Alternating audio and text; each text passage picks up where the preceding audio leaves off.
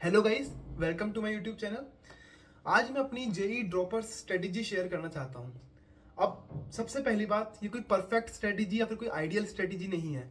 ये वो चीज़ें हैं जो मैंने फॉलो करी और मुझे इससे रिजल्ट अच्छा आ सका। तो आप इससे कुछ पॉजिटिव पॉइंट्स लेकर अपनी स्ट्रेटेजी में इंप्लीमेंट कर सकते हैं ताकि आपका रिजल्ट बेटर हो सके। तो सबसे पहले मैं प्रिटेक्स देना चाहूँगा वीडियो का। मेरी पहले अटेम्प्ट में जेई एडवांस्ड में रैंक आई थी 6900 के आसपास। इसको मैं इम्प्रूव कर पाया 223 तक। तो ये स्ट्रेटेजी है कि मैंने कैसे अपना रिजल्ट को इम्प्रूव करने के लिए स्ट्रेटेजी बनाई और क्या था मेरा प्लान। तो सबसे पहले तो मुझे जब मेरे ड्रॉप करने का डिसीजन था तब सबसे पहले चीज़ें ध्यान आई वो थी बैकलॉग्स, बहुत सारा बैकलॉग 11th का, 12th का, टेस्ट, टीचर्स, वही।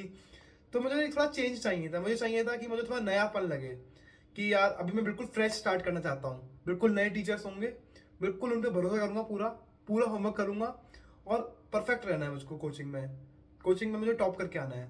ये मेरा प्लान था। तो मैंने सोचा कि यार कोचिंग चेंज करूँ पहले तो मैंने कोचिंग चेंज कर ली। अब इसका मतलब ये नहीं कि एक कोचिंग बेकार है और दूसरी अच्छी है, ऐसा कुछ भी नहीं है। बट मुझे अपने सेटिस्फेक्शन के लिए कोचिंग चेंज करनी थी। सबसे पहले मैंने कोचिंग चेंज करी। अब जेई प्रिपरेशन स्टडी स्टार्ट होती है तो सबसे पहले दिन आराम से रिलैक्स किया मैंने, कुछ नहीं। अब मेरी स्ट्रेटेजीज मेन क्या थी कि सबसे पहले तो होमवर्क करना। मैंने डेली का होमवर्क उस दिन या फिर उस वीक में कंप्लीट जरूर किया था। कोरोना आने से पहले पहले तक सारा होमवर्क मैंने कंप्लीट किया था। ये बहुत ज़्यादा इंपॉर्टेंट है। अगर आप अपना होमवर्क कर सकते हैं तो पक्का आपकी अच्छी रैंक आने वाली है।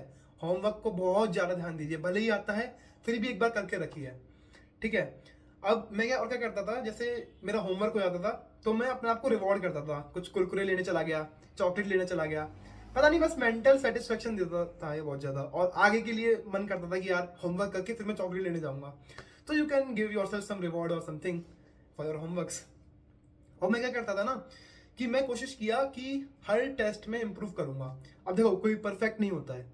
तो मैं सोचता था कि अगर कोई क्वेश्चन किसी पे हो सकता है तो मैं वो कॉन्सेप्ट पढ़ लूंगा और वो क्वेश्चन मुझ पर भी हो जाएगा। तो मैं कोशिश करता था पुरानी गलतियों से सीखकर आगे वाले टेस्ट में इम्प्रूव करने के लिए। हर टेस्ट में मैं सोचता था कि यार रैंक मुझे थोड़ी सी कम लानी है पहले से। लाइक पहले मेरे में 33 आई, फिर मैंने कोशिश किया कि 20 के अंदर लानी है तो 18 आ गई, फिर 13, फिर 1। ऐसे मैं कोशिश करता था इंप्रूव करते रहने की अपने बैच में रैंक को। ये तभी हो पाएगा जब आप अच्छे से एनालाइज करेंगे, कॉन्सेप्ट्स को पढ़ेंगे और टेस्ट को भी एनालाइज करना पड़ता है। जैसे 33 वाला जो टेस्ट था मैंने अच्छे से एनालाइज किया कि क्या गलती थी, फिर उन कॉन्सेप्ट को दोबारा से रिवाइज किया, आगे वाले कॉन्सेप्ट पर भी ध्यान दिया, तब जाके मेरी रैंक थोड़ी इंप्रूव हो पाई। तो मैंने इधर बहुत ज़्यादा ट्राई किया कि मैं अपनी गलतियों से इम्प्रूव करूँ और अपने टीचर्स पे पूरा भरोसा करना है। हो सकता है आपको अभी चीज़ें आती हैं पर तो भी उसको जाके सुनिए, क्लासेस पूरी कीजिए। मैंने कोरोना से पहले सारी क्लासेस की थी, जब रिवीजन स्टार्ट हुआ था उससे पहले तक सारी क्लासेस की थी। ये बहुत हेल्प करता है। उनको बहुत ज़्यादा एक्सपीरियंस है, थोड़ा सा भरोसा कीजिए, सारी क्लासेस कीजिए, कुछ नया सीखने को जरूर मिलेगा। उसको नोट डाउन कर लीजिए अच्छे से। तो क्लासेस सारी करनी है, टीचर्स पे भरोसा करना है और टेस्ट एनालाइज करने हैं। इस पर मैंने एक वीडियो बनाई है, मैं लास्ट में लिंक दे दूंगा, how to analyse properly test. So main तो यही थे। और एक यार ये प्रॉब्लम होती है कि काफ़ी लोग जब वहाँ पे जाते हैं तो थोड़ा पॉलिटिक्स करने लग जाते हैं, इधर उधर की बातें करते हैं या फिर टीचर्स के बारे में बातें करने लग जाते हैं कि टीचर बेकार है, मैं ऑनलाइन पढ़ लूंगा, मुझे आता है, मैं क्यों क्लास करूँ। ऐसा हमको कुछ नहीं करना है। मान के चलिए आपको कुछ नहीं आता है क्योंकि आप तभी ड्रॉप कर रहे हैं। आप पूरा ध्यान दीजिए टीचर पर, ठीक है। टीचर सारे अच्छे होते हैं, उनको बहुत एक्सपीरियंस है, थोड़ा सा भरोसा कीजिए। अगर बहुत ही खराब है तब आप चेंज कर सकते हैं, वरना अगर आप भरोसा करेंगे, खुद अपनी प्रैक्टिस पर ध्यान देंगे, तब पक्का रिजल्ट इंप्रूव होगा। और पॉलिटिक्स करने तो बिल्कुल नहीं गए हैं वहां पर, है ना। हमें जेई करना है, जेई के लिए गए हैं तो वही करेंगे। पॉलिटिक्स को साइड कर दीजिए, बातें करने दीजिए लोगों को जो भी कर रहे हैं। हमें अपने काम पर ध्यान देना है, अपने को इंप्रूव कैसे करना है इस पर ध्यान देना है।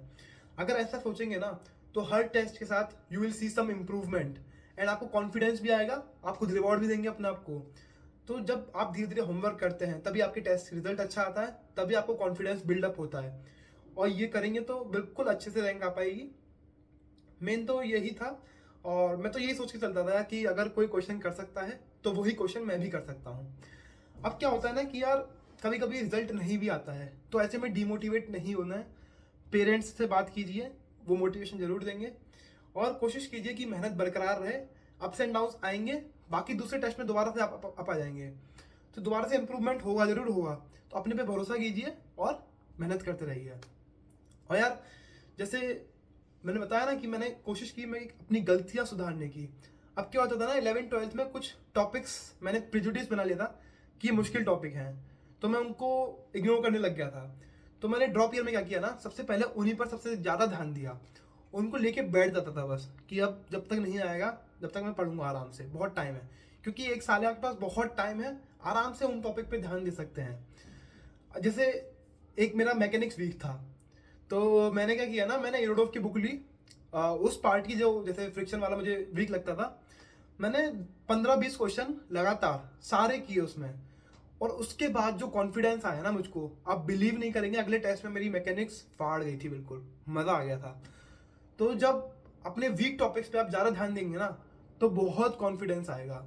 और ऐसा नहीं है कि क्वेश्चन मुश्किल होते हैं, अगर आप ध्यान देंगे तो वो ज़रूर हो पाएंगे क्वेश्चन। तो कोशिश कीजिए कि वीक टॉपिक्स पर ध्यान देने की, क्योंकि अब बहुत टाइम है ड्रॉप ईयर में। तो आप हार्ड क्वेश्चंस को करिए, उनसे डरिए मत। हो सकता है 11th-12th में डरते थे, सबके साथ होता है, मैं भी डरता था, पर अब उनको अटेम्प्ट कीजिए, आराम से कीजिए, 1 घंटा लगाइए, नहीं हो सॉल्यूशन देख लीजिए। ये फाइनल टेस्ट नहीं है, फाइनल टेस्ट अपना जेई एडवांस है, उस पर ध्यान देना है अपने को मेनली। तो हर टॉपिक को धीरे धीरे अपने को एक बेसिक लेवल तक तो लाना ही लाना है, और स्ट्रॉन्ग टॉपिक्स को तो बिल्कुल अच्छे से कर लेना है। ये ड्रॉप ईयर में अगर आप करेंगे तो बहुत अच्छा रिजल्ट आएगा। ये बहुत इंपॉर्टेंट है कि हार्ड क्वेश्चंस को नहीं छोड़ना है। कोई अच्छा क्वेश्चन लगे उसको नोट्स में नोट डाउन कर लीजिए, मैं तो यही करता था। और फिर हर टेस्ट से पहले सारे नोट्स रिवाइज करता था, तो वो क्वेश्चन को जरूर रिवाइज करता था। मैं क्या करता था ना कि हर टेस्ट के पहले सारे टॉपिक्स की एक लिस्ट बना के दीवार पे चिपका देता था। अब जैसे लॉगरिथम है, उसका भी नाम लिखता था मैं, सिंपल चैप्टर का भी। तो जैसे ही मैं 5 मिनट में लॉगरिथम पढ़ लेता था, तो मैं टिक लगा देता था एक वहां पर। बहुत अच्छा लगता है देखने में वो टिक। तो कोशिश कीजिए ऐसा कुछ कर सकें, तो देखने में अच्छा लगता है और पता चलता है कि कौन कौन से टॉपिक्स कवर्ड हैं और कौन से मुझे करने हैं। तो हर टेस्ट से पहले मैं कोशिश करता था कि एटलीस्ट 50% टॉपिक्स मैं रिवाइज करके जाऊँ, छोटे छोटे नोट्स बना के उनको। और उसमें मेरे मेन क्वेश्चन लिखे रहते थे हार्ड वाले, तो उनको भी पढ़ लेता था मैं। इससे क्या होगा ना, जब आप धीरे धीरे हार्ड क्वेश्चंस करेंगे डेली, तो आपको डर लगना कम हो जाएगा और कॉन्फिडेंस बहुत बिल्डअप हो जाएगा। फिर एडवांस लेवल क्वेश्चंस इजी लगने लगेंगे। ऐसा करेंगे तो बहुत ज़्यादा हेल्प होगी। तो बस यही है आज के लिए।